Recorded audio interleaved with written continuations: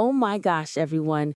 Today I'm super excited because what happened feels like it's straight out of an action movie I watched when I was a mischievous little girl traveling in the Middle East. Picture this. I once strolled through Doha, the capital of Qatar, a city filled with dazzling skyscrapers, vibrant lights, and friendly people with warm smiles. I remember getting lost in a fancy residential area by accident, surrounded by such a peaceful vibe, like nothing could ever disturb this world. But who would have thought that one day this beautiful city would turn into a battlefield out of nowhere? I climbed up a tall building to admire the view and thought to myself, this place is so serene. If something big happened here, it'd shock the world. And guess what? It actually happened. An attack that made the whole world turn its eyes to Doha. My heart's racing, just like when I was on a desert boat adventure and got caught in a sudden sandstorm scrambling for shelter. It makes me think about how fragile life is when something this huge comes into play. So I'm here to spill all the juicy details about what happened and how it might affect us. Don't miss this because this isn't just faraway news, it's tied to the stability of the entire world.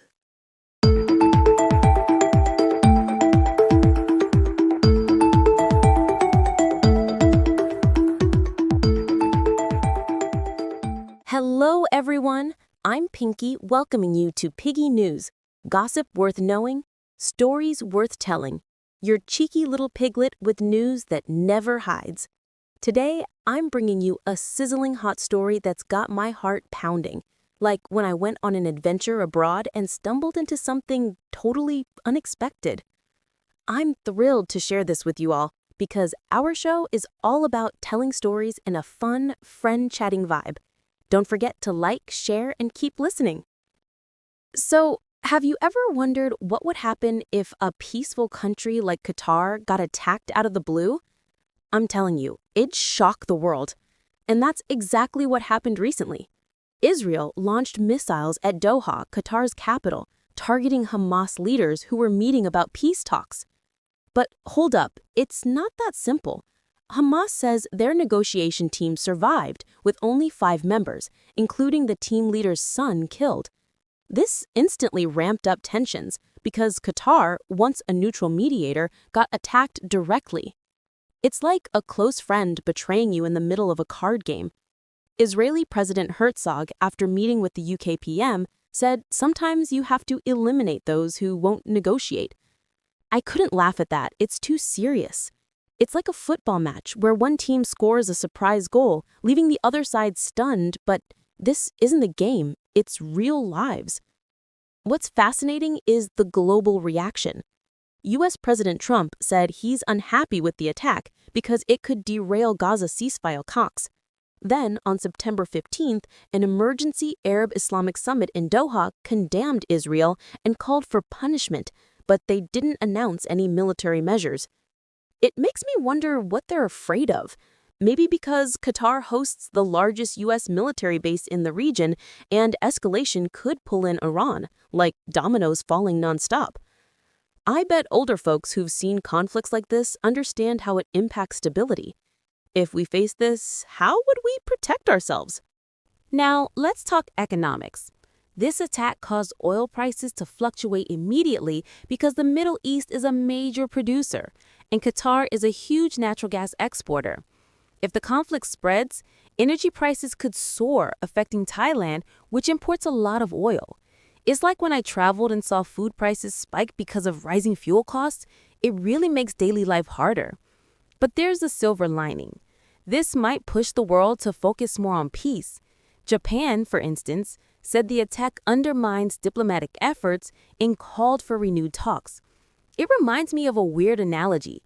If every side is like a football team that lost but gets a rematch, things could end well. For us workers dealing with rising costs, we'd agree we need solutions fast. This is super complex because Israel says they're defending themselves, but Qatar argues it's a violation of sovereignty.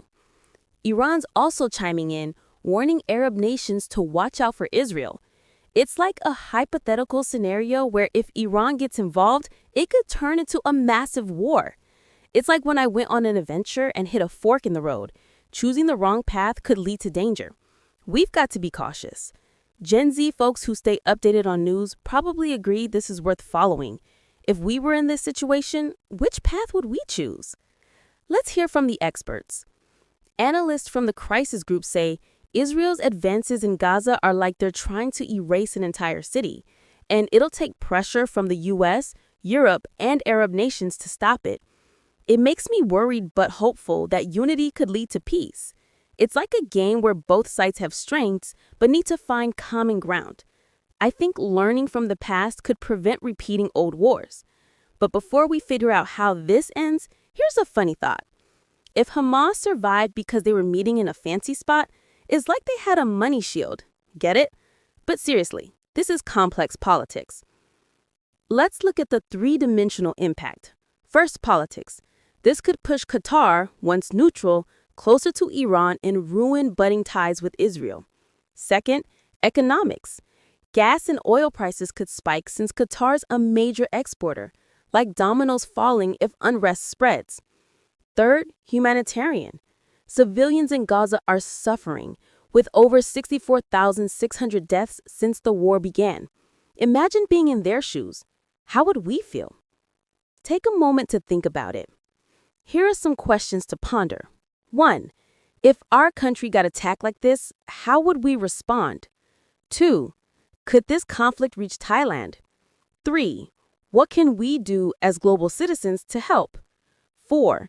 If Hamas and Israel negotiate successfully, how would it change the world? 5. Do you think social media helps or harms situations like this? I'm dying to hear your thoughts. Looking ahead, I predict that in the next 6 months, without pressure, this could lead to a wider war. But if there's negotiation through the UN or US, it might cool down. Option 1, impose sanctions on Israel. Option 2, Qatar returns to neutrality. Option 3, Arab nations unite for peace. It's like choosing a path in an adventure game I love, but this is way more serious. In short, the strength of this situation is that it's waking the world up to peace efforts, but the weakness is the risk of a bigger war.